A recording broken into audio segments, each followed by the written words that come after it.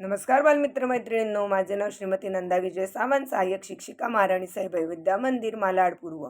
100 दिवस 100 बोधकथा वाचन या उपक्रमांतर्गत आज मी तुमच्यासमोर कथा क्रमांक 94 सादर करत आहे. कथेचं शीर्षक आहे गाढव आणि लांडगा. एकदा एक गाढव रानात एकटेच भटकत होते. फिरता फिरता अचानक त्याच्या पायात काटा मोडला. तो काटा गाढवाला काही काढता येईना आणि पायात काटा असल्याने त्याला धड चालता देखील येईना.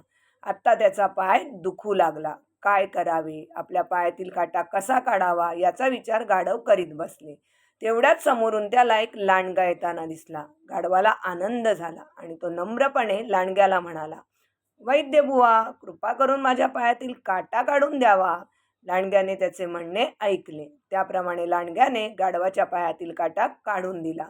परंतु काटा काढून झाल्यावर लगेचच त्या दुष्ट गाढवाने एक जोरात लाथ लांडग्याच्या तोंडावर मारली.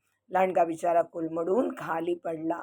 पडलेल्या लांडग्याकडे बघत बघतच गाढव मजेत तेथून निघून देखील गेले. या कथेचं तात्पर्य, काही माणसे इतकी कृतज्ञ असतात की ज्याने आपल्याला संकटात मदत केली त्याच्याशी सुद्धा ते वाईटच वागतात. धन्यवाद.